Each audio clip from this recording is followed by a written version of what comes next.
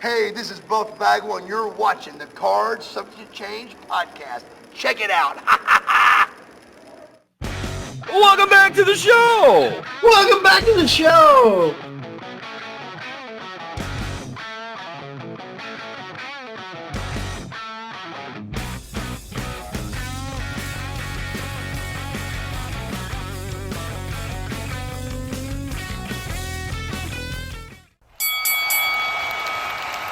And now, your hosts of the Card Subject to Change podcast, the for frequency's sake tag team champions of the world, the Wizard CZ, and never wrong, Nick Bull.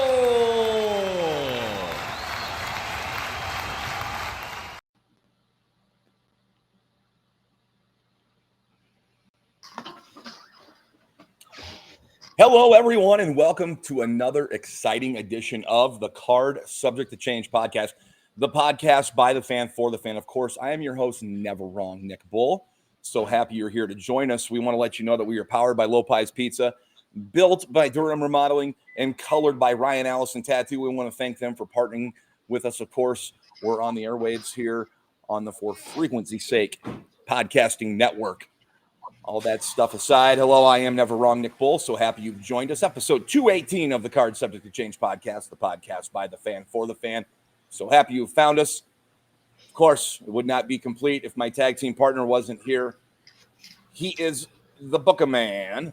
He is the one. He is the only. He is the Wizard CZ. Wiz, how you doing, bud? Man, I'm doing good. I'm here. We're gonna have a good show. Another great episode lined up, and I'm excited. How about yourself? Feeling great. It's been a great weekend so far. Yesterday, we journeyed down to Bloomington real quick, and we're able to hit up a Comic-Con down there and get a picture, and get to talk to Samoa Joe. So that was really cool.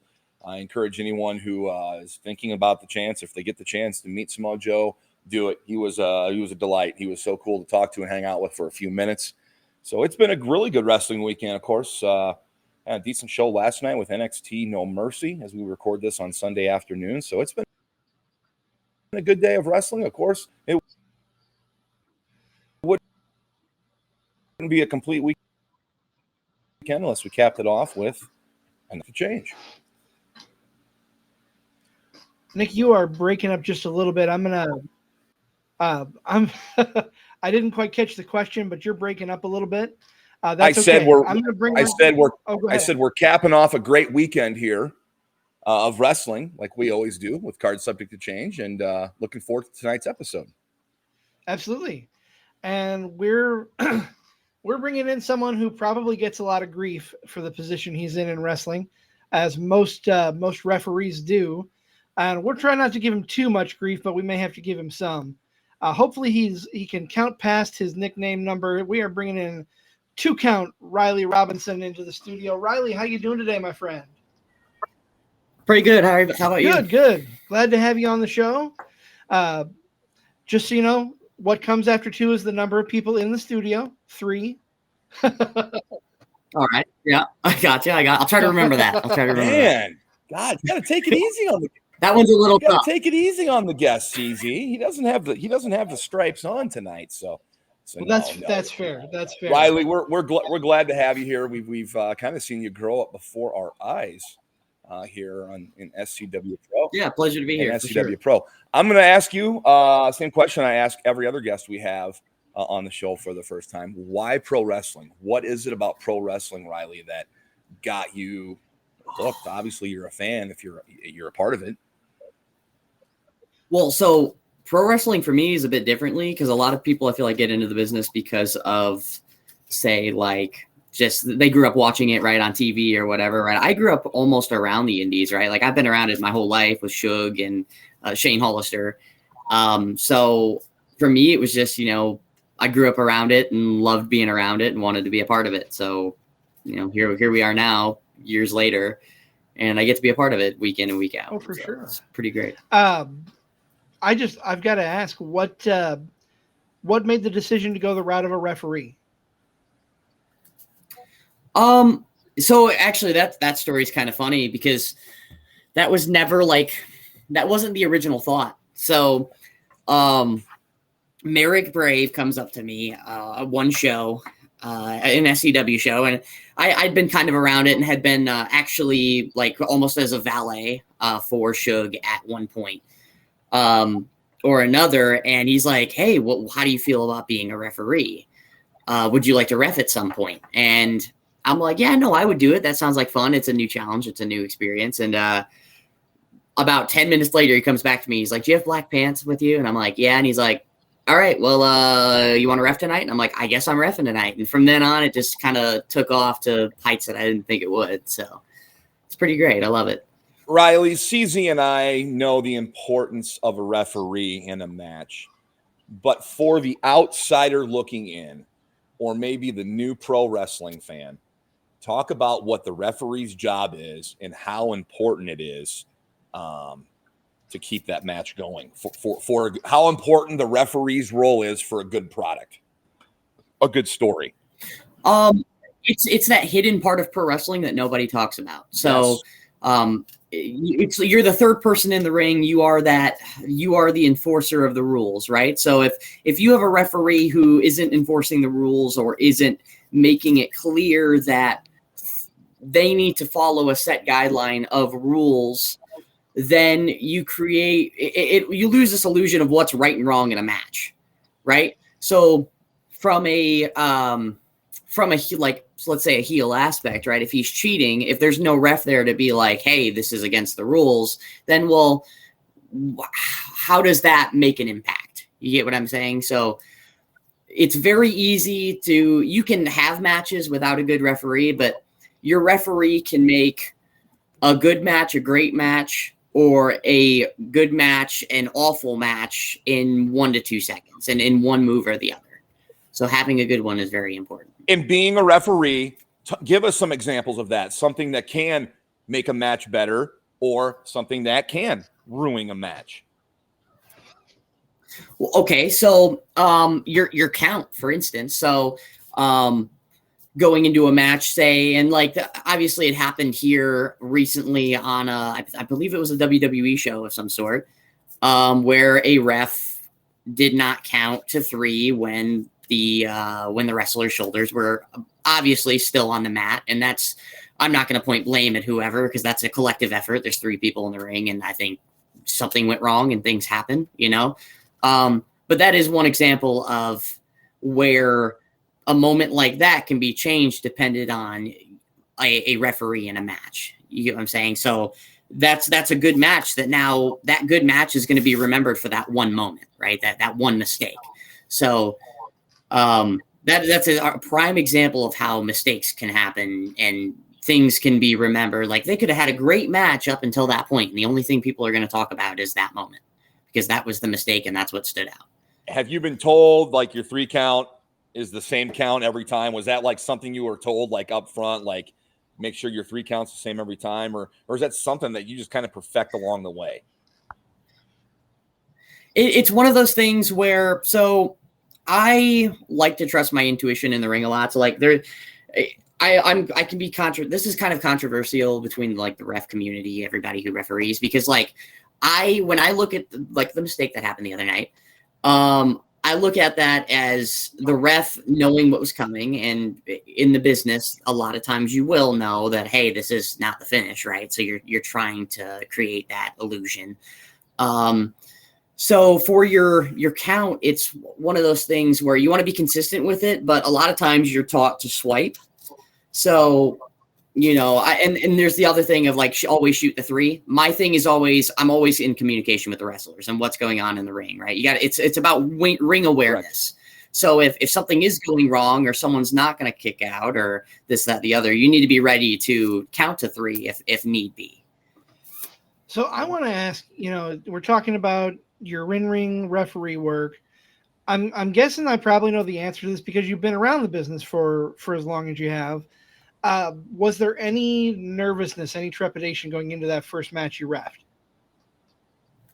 Oh, there's always nervousness, right? Like whenever you're doing something new, especially something new in front of people, right? So like I just remember being like, I just don't want to mess up, right? Like, just be there for everything, primo. I still go out there and I'm like, oh man, but once you're out there, it's go time, right? It's game time. You lock in, you kind of, it's on the task at hand, right?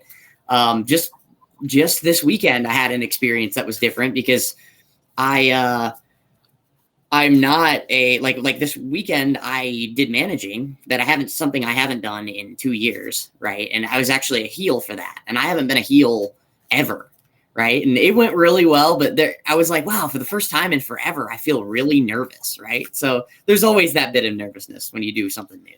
Walk us through that. What was that like moving into that heel role for you? Oh, it was strange, but I enjoyed it so when you play almost like a baby face for as long as you do, right? This good guy, because I've never played that heel role. You almost get excited for it because you're like, wow, I can be rude and kind of, get people riled up and create feelings of like, wow, I hate this guy, so it's a lot different to be that cocky, strutty, type of person. It's different, but it's fun. What's the biggest change you've seen in yourself, for the good, of course, since you've started reffing? What's the biggest thing you've seen in yourself where you've become better? It's my mental, right? It's not just my positioning, but just the awareness in the ring of things that are happening that to the blind eye people wouldn't notice, right? Being aware of the crowd while also, because as the ref, I can talk to the wrestlers and be like, hey, you need a little bit more here or a little bit more there, so being aware of that while still enforcing the duties of being a referee can really set apart a good ref from not. And I feel like I've gotten really good at that, being very aware of my surroundings in the ring and what is going on. So I know you mentioned being aware of the crowd. I know we talk to wrestlers when they're in here about if they're feeding into the crowd as a ref. How does the crowd affect your game in the ring? Well, so I've worked a few shows where there's like the crowd is quiet and it's odd, right? So you feel weird because a lot of what you're doing, you feed off the crowd. If the crowd's going, you're going, right? Like I like to, even as a referee, it's like you want to feed off what the crowd is doing, right? If the crowd's up here, you want to be higher up than when the crowd's low and it's slower paced. You get what I'm saying? So it's about pacing and like feeding off of what the crowd is wanting. And as a ref, I can tell what the crowd is wanting a lot from the wrestlers because the wrestlers have a lot to remember. So a lot of times they'll zone in on the things that they need to remember, and they won't notice, oh, I need to do this for the crowd, or I need to do that for the crowd. So is where I can step in and be like, hey, and go over and be like, hey, do this or do that. And it can really like set apart a match, right? Like it really can make a difference. We're joined here by Two Count Rylee Robinson here on the Card Subject to Change podcast, the podcast by the fan for the fan. Of course, we are powered by Lopez Pizza, built by Durham Remodeling, and colored by Ryan Allison Tattoo. We want to thank you so much for joining us. Kind of talking all things refereeing right now, but we'll sidetrack here a little bit. Maybe there was a ref you studied coming up. Maybe there was a wrestler you studied. Is there a wrestler you go back and watch, or a particular storyline or an event you go back and watch over and over again, or where you draw from? Well, the easy thing would be to Suge, right? Or like a lot of his matches. As far as like a referee, I'd have to say Charles Robinson, right? I mean, he's one of the best to do it. And especially at the moment, like he is at the moment, I'd say who's doing it, probably the best doing it at the moment. So, a lot of his positioning and how he works in the ring is what I like to study. It's best to learn it from the best. You get what I'm saying? So, sure. For sure, like his matches and watching how he picks apart and creates moments and how he elevates certain moments that matter more than others. It's an important aspect of a ref's job, other than just, counting three and, just the counts and all the rules. As long as you're not studying Nick Patrick, I'm fine with that. All right. I had to. Well, you can study Nick Patrick for his heel tendencies. I mean, dude, he's a great heel ref. Yes. But no, I mean, let's talk about your relationship with Suge. Your family, but you've been at all these shows with him, as you've grown up and as you've started ref. How big of an impact or an influence has he been on you and your goals and your dreams? Oh, absolutely. Like a massive impact, just that mindset of like the mind behind pro wrestling. A lot of that I get from him and Merrick and Crotch and people around SCW. So, he's created a big, a big impact on it, right? On me and my mentality of how I think, because I have this mindset of a wrestler of there are moments that we need to create here, without getting too far into depth on what that means. Cause just that having that mindset is very, very helpful as a referee to be like, okay, this needs this here or there. And of course, you're not just while SCW Pro is your home, you're not just there. You're branching out. I know you travel with Mason Grayskull a lot. Talk about some of your experiences outside of SCW. What has it been like to branch out across the Midwest? Oh, fantastic. I love doing it. I like going new places and doing what I can do, right? Showing people what I can do, right? If I can make an impression on different people, that for me, that makes my night, right? So I always like going to new places. Des Moines been very, very kind to me, that whole area and everyone around there, and especially the Chicagoland area. I've been up there quite a bit too. So, just in general, people have been very kind and open arms, and just in general, it's been a very good experience. It really has. We're talking here with Two Count Rylee Robinson on the Card Subject to Change podcast. Of course, I'm glad you asked that question, CZ, because of course you and I have seen Rylee at SCW Pro, but we're kind of in a hotbed for independence in this area, both Iowa and Illinois. There's plenty of going around. So I'm glad to see at such a young age in doing this, because man, we're old heads compared to you. I mean, I don't even. Are you old enough to purchase an alcoholic beverage, Rylee? Okay, no. So he's not quite. Man, he's got his life ahead of him. About there. He's not an old head. But. So where does Rylee Robinson see himself in 5 years from now with his role in wrestling? Where do you want to be? What do you want to be doing? Well, I mean, isn't the goal always to get on TV, right? Isn't that always the goal? I think so. I'd like to see that. So in some sort of aspect or way, whether that be with any of the bigger promotions, I would love that. Just to work my way through and work my way up, that would be amazing. But obviously, I've got a long way to go for that. So, just take it a day at a time and one show at a time and put in the work. So I kind of want to switch gears. We've been talking about your in-ring work. Let's talk about your fandom a little bit. Obviously, you grew up around the independent scene. What are you watching right now? What's kind of grabbing your attention as far as the wrestling world as a fan? As a fan, see, I love. So I'm not a big guy into spot shows. I like more story-based stuff.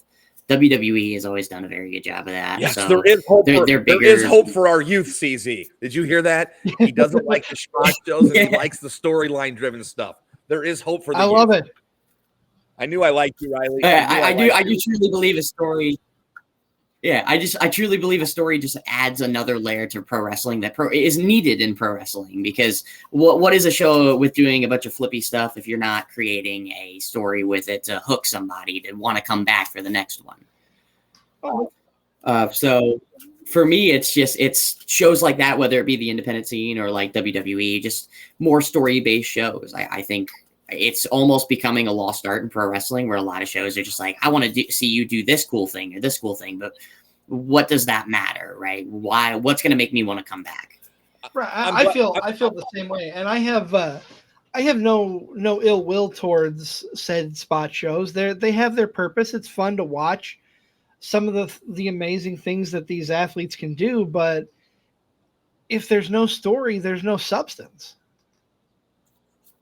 100%. And I agree with that. Absolutely. I think, it is great to see what the athletes can do. And at the end of the day, there's spots for that in pro wrestling, right? I just think you can do your cool stuff and still have it mean something or have a purpose. You talk about storyline, so it sounds like you really like wrestling and the character development and the stories, the rides they take us on. What's a storyline?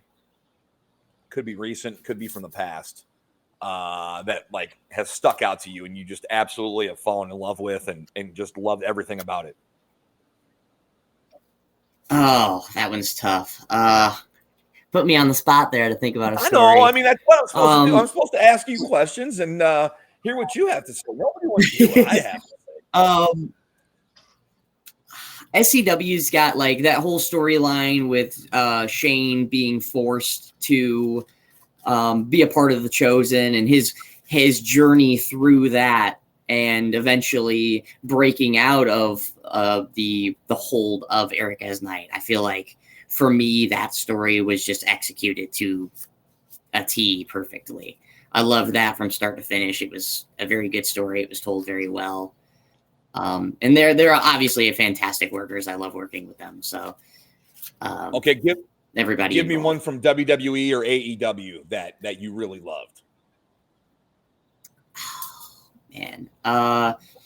So they've been doing a lot with Dominic Mysterio lately, with like Liv, and I love it because they're such heat magnets. I mean, Dominic, they've gotten him to the point where he can grab a mic and just cut himself off, and he gets the most heat on the show by just doing nothing but putting the mic down. And I feel like what they've done to build him up and build that whole story, from all the Rhea stuff to him with Liv and him as a heel in his transition through, like, with his dad, his deadbeat dad, and the aspect of through how Dominic Mysterio has become Dominic Mysterio. It really is like that has been executed to a T perfectly. And I love that storyline, the whole thing. I'm glad you said Judgment Day, because before you said that, I'm like, you know what? I think you would fit in with the Judgment Day. Maybe be Dom's assistant, maybe even be the Judgment Day ref. We had the NWO ref with Nick Patrick. You could be the Judgment Day ref, where you do all their matches. I've wanted to be a heel ref forever. Cool I just think it'd be so much fun. Come out with aviators. Yes, how cool would that be? Oh, that would be a blast. I'd have way too much fun with that. You couldn't give me any creative control, because I'd have so much fun. It would be bad. And it's not something you see often, so it'd be unique. I can't think of a time other than when Nick Patrick was the NWO ref off the top of my head where there has been a heel referee. It'd be such a unique dynamic and an interesting way to tell things. I'd love to see it. Oh, absolutely. If it's done correctly, it could be executed perfectly. It doesn't happen very often. I think it's something that people should take an advantage of, but you would need a ref that really knows what they're doing and really understands stories. And especially in the independent scene, they're there and then they're not, because a lot of referees are thrown in because they're training to be wrestlers. So they're not actually trying to be referees and try to fully grasp the aspect of being a ref. But if you have somebody who could do it, then yeah, it would be, I think it'd be a really good story. That brings up a good question. You mentioned, a lot of people, most people are aspiring to be on the wrestling side and not the referee side. Do you think people would benefit in their coming up to be a ref for a while? Absolutely. I think as a referee, you get to sit back in the ring, still talk to them and understand things, and just in general, get a feel for how the wrestling should look and move and work, and just the cog in the machine, right? Like, you're part of this machine of how you'll understand where the ref would be, or where certain things you wouldn't even think about that would matter when wrestling. I think you would learn and gain a lot from as a referee being thrown in to become a pro wrestler. No doubt, no doubt. So one of the things we like to do, we're card subject to change. There's a reason for that. Every once in a while, we play some fantasy booking, and you have a unique perspective being a referee, because the question that I'm going to ask is very similar to what I would ask a wrestler, but is there a match or a story that you would insert yourself as the ref that you would love to just be a part of, or to improve, or even make worse? Not that anybody wants to make anything worse. At the moment, a story that I would insert myself into that I think could, I don't necessarily, that one's a tough question. I'm not sure about that one.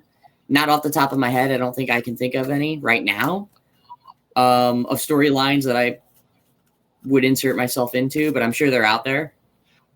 How about the Montreal that one's a Screwjob? tough one. Oh, well, I mean, that sometimes you just got to do what you got to do, you know, like sometimes you're out of control of that situation, you know? Right. Do you have a particular match that you watch that you would just think to yourself, I would be great as the ref in this match? A lot of Seth Rollins matches, I think. I think he had a match with Damian Priest at one point with for the title. It was kind of a bigger match, and there was something happened in that match where people were controversy, like we're talking about, you know, as pro wrestling fans do. And I think if I'd been in that situation, I might have been able to make that a better situation. But again, you don't know until you're there, right? So it sort of depends. It depends on the spot you're in and what you're told to do at the end of the day. So, do you have any rituals or superstitions you do on a show day to get you ready for the show? Well, I would say I've always I roll around in the ring a lot, so I'll get in there, I'll mess around, you know, I'll kind of stretch out, and then about 30 minutes before the show, I'll throw my earbuds on and just kind of, it's more the calm before the storm, you know, kind of take a moment to just decompress before you go out there. You know, it helps clear your head of anything and like really focus on the job at hand.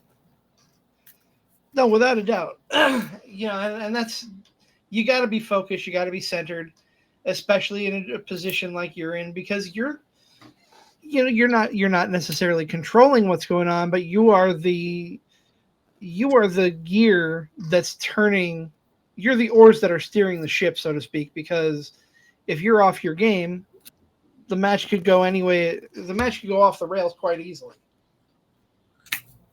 Absolutely. 100%. Again, a good ref can make a good match a great match, and one or two mistakes can make a great match an awful match. So you have to be on your game 100% as a ref. You know, a wrestler, you can slip up here or there and kind of cover it up or keep going. As a ref, if you mess something up as a ref, it really shows a lot of times. Obviously, depending on what it is, but most of the time it will really show. And the crowd's going to let you know if you messed up too. They're going to be all over it. Oh, absolutely. Oh, the worst one's the crickets. When they get dead silent, they're like, "Oh, that was messed up." That's the worst one, right? And I have learned that, like, throughout my time as a ref, I've learned that the worst thing you can do is deer in headlights. You just, if a mistake happens, you keep going and you almost try to justify it, you know, like, this is the reason why, you know, this is why I did that, you know, because if you believe what you're doing in there and that's my thing, is like the confidence part. If you believe what you're doing, they're going to believe what you're doing. So I think half of it is believing what you're doing, and you just go with it. Oh, we're talking here with Two Count Rylee Robinson on the Card Subject Change podcast. Of course, we are powered by Low Pies Pizza, built by Durham Remodeling, colored by Ryan Allison Tattoo. Of course, you can hear us on the For Frequency's Sake podcasting network. A lot of talk here about refereeing, because you're obviously a ref, Rylee, but is there some time down the road where you want to turn into a competitor in the ring? I see every time I talk to people, I get asked that question, and my answer to that is yes, in a way. It's got to be the right timing, right? Like I obviously, I want to get myself in a spot where I truly believe like, okay, now's the time to do this, right? And until I'm there, it's like I'm happy being able to help in a way put over new up and coming wrestlers and help them with their matches and be in their matches at least, because then they have an official who can help make their match a little bit smoother. Anyone in particular you've got your eye on in those up and comers?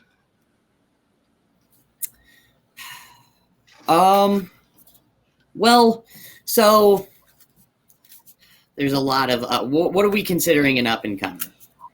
That would be my question to you, I guess. I'll answer your question. That's very subjective, honestly. And I don't know that I don't know that Rylee could be an up and comer. You know, younger individual, newer to the business. Yeah. Really hit the ground running. You could be considered an up and comer. That's my definition of an up and comer. Right. So like in my eyes, like if you've ever seen like Gavin Parker work, either of you guys, have you ever seen Gavin Parker? I've heard the name, but I don't know anything by any means. Really young. He's so good. I mean, he really is. He's truly good. Gavin Parker would be one he's really good. A really cool guy. A lot of the SCW guys also, like I think a lot of them are very serious about, and like the Black and Brave guys, like are very serious about putting out a good product. They do a fantastic job training there, and I think in working with the trainees out of the school. So, like John Bonhart and Calvin Kelly, Risky Business, a lot of guys like that. I would say I'd keep an eye on, because they're going to really start going places here soon. Excuse me. No, those are some good names. I know. I've got my eye on Risky Business for sure. I've seen them in other places than SCW, and they're making a good name for themselves. Like I'm anxious to see where they go. Rylee, what is the best piece of advice you have been given so far in your wrestling life?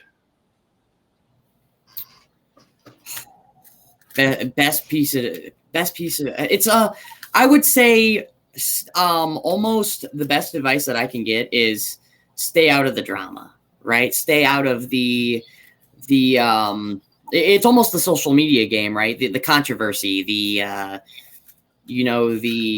the talk, right? Because everyone talks, right? But sometimes it's the best to be the guy who listens, right? Instead of being the guy who talks about everything and this, that, and the other. Sometimes it's the best to be the quiet guy in the room who just gathers all the information. Rylee, we've talked a lot of wrestling here tonight. I want to get to know you a little bit more. What are you doing when you're not breaking up a 5 count or counting to 3 on the mat? What are you doing when you're away from the ring? Well, I'm just living life. It depends on the day. It just I just go around and just. I mean, I don't know. A lot of my life right now is pro wrestling. I just put a lot into it. So whether that be focusing on my diet or just in general staying in in-ring shape, it's just for me, like in-ring shape as a referee is a lot different than say a wrestler. Because like as a wrestler, you're trying to stay big. For me, I'm trying to stay small, but also in shape and more cardio stuff. Yeah, because you've got to be running around the ring as much as they are to an extent. You may not be doing crazy dives off the top rope, but you got to run from one side to the other if there's a pin on the opposite side of the ring. For sure. And that just, that's basically what it is it's a lot of running, biking, stuff like that. Cardio based stuff that is really important as a ref that you wouldn't think, it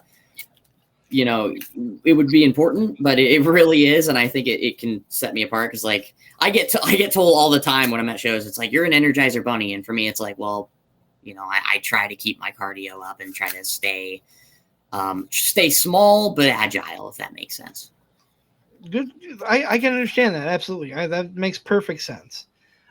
Is there a match that you have refed that you're particularly proud of? Man, I've reffed so many matches. For me, it's always the matches that you go in and everything goes smoothly and you had a lot to do, right? Like there's a lot to remember. It's a long match and it's an important match, right? And you hit all your hit all your spots. For me, there's not one that I can think of off the top of my head that I think would be like, yeah, this one is necessarily like, this is my favorite match that I've ever done. A lot of my favorite matches that I do are actually the ones where things go wrong and it create like, cause a lot of pro wrestling is like, sometimes the things that aren't supposed to happen are what make things so much better. You get what I'm saying? Or what make a match. So like, if I'm in a match and the ropes break and they're not supposed to break, it's like, oh, that is a moment for me that it's like I will never forget, right? So I remember the oddball matches more than I remember like, oh wow, everything went That's right. fair. You know, and I think that's what most people. What I've got to ask a ref this question, CZ, since we have one in studio. What is the best ref bump? And 2, what's the best ref bump you've taken? The best ref bump, I'd say the best, I think, okay, are we talking about a ref bump that I've seen people do or just like that has happened that I think people have seen per se? For sure. Okay. I don't remember when this was. This is like probably a few months back to like 6 months back when Charles Robinson came running to the ring and somebody, I think, was it Cena? I think Cena ran him over. Oh, Cena trucked him. Yes. Yes. Oh, it was that one, or for me, okay, it was the unsanctioned match between Kevin Owens and Sami Zayn. Charles Robinson comes to the ring, counts to 2. Sammy kicks out. Kevin Owens picks up Charles Robinson and just gives him the meanest clothesline I've ever seen in my life. I popped so hard for that moment. I was like, dude, this is awesome. What about you? What's the best ref bump, or I guess the question would be more, what's the worst ref bump you've ever taken? What's the one you remember the most?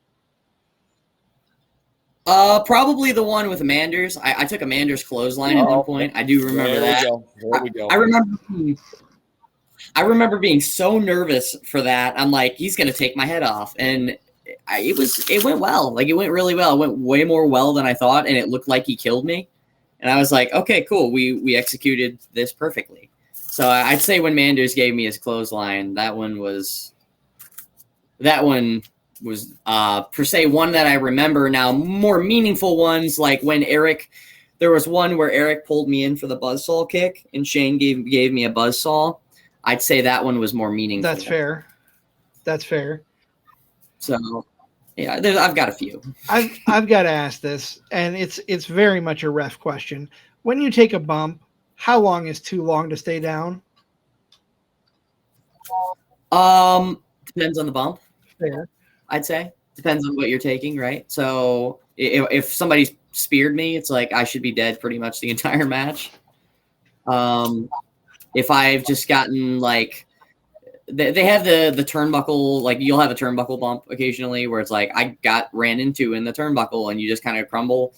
I feel like those ones you shouldn't be down too long because it's you know what I mean? Like it's not as big as of a That's bump. fair. That's fair. I'm always curious because I see like sometimes at the end of the night you see a ref who's still laid out as the crowd's leaving. Doesn't happen all that often, but yeah, and in my opinion, that should depend on the severity of the bump that's taken, and what it is. Like if you take somebody's finish, it's like you should be dead the entire night. Oh, that's definitely understandable, especially if it's one of the bigger, not like bigger size wise, but one of the bigger names on the show. If you're taking the big guy's finish. Oh, for sure. With their protected finish, yeah. Like if their finish is protected, like when I hit this, the match is over. You should be out. Like I don't even think, like a lot of times, like there will be a lot of shows you'll go on and they'll like take a big bump from a big like star like that, like say the first half intermission, and then they'll come out right after for the second half, and it's like you've basically just discredited their finish. So I think for stuff that big, you should be out the rest of the show. I can understand that. I can definitely agree with that, because if you're taking that big of a move and it's early in the night, to suspend the disbelief, you've got to be out. You got to be gone. Absolutely. Well, have you perfected the Charles Robinson run to the ring? You know. Oh yeah, I've nailed that. I've got that. Oh, I've done that a few times. Yeah. I will say I've done that. I actually get compared. Dude, the boys give me a hard time in the back sometimes when I do that. I remember the first time I did it, they were like, "Dude, you were running to the ring like Seth Rollins cashing in Money in the Bank, man. You were going." You know, that's what they compare it to. So I'd say I've perfected that. Excellent. Well, Rylee, we've had a great conversation with you here. I don't know if we can go much further right now. We've had, like I said, I've enjoyed talking to you. This has been a lot of fun. But before we wrap things up, always got to ask you, Rita, where can people find you if they want to see your ref work? Where can they find you on social media? So my socials are on Twitter, Instagram, and a big one is Facebook, at Rylee Robinson. And then also SCW Pro, Fight Pro Wrestling out of Des Moines, Chicago Style Wrestling out of Chicago, and then everywhere basically here in between. Absolutely.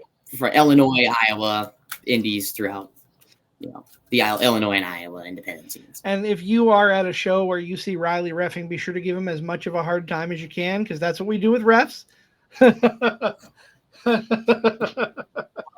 Whoa.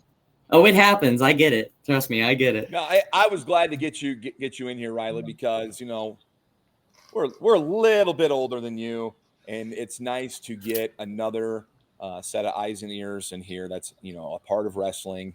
By being a referee, you've been around wrestling. You're a wrestling fan, so we love getting people in here to talk wrestling. And it just happened to be a younger guy tonight, and it was great. I learned a lot tonight, and I had a great time. I'm glad you came, and you're welcome back here anytime, Rylee. Yeah, for sure. Thank you. I had it's a pleasure being here. I had a blast. Awesome. We appreciate you coming on. That is going to wrap things up for this edition of Card Subject to Change. We'll be back next Sunday, to be determined whether it's 6 or 6:30. We're working on some things.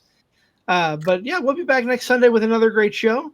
Rylee, thank you so much. We appreciate you being a part of our podcast here. And like Nick said, come back anytime.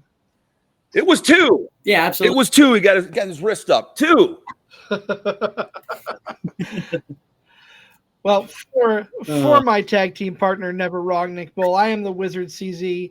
We will see you next time right here on Card Subject to Change.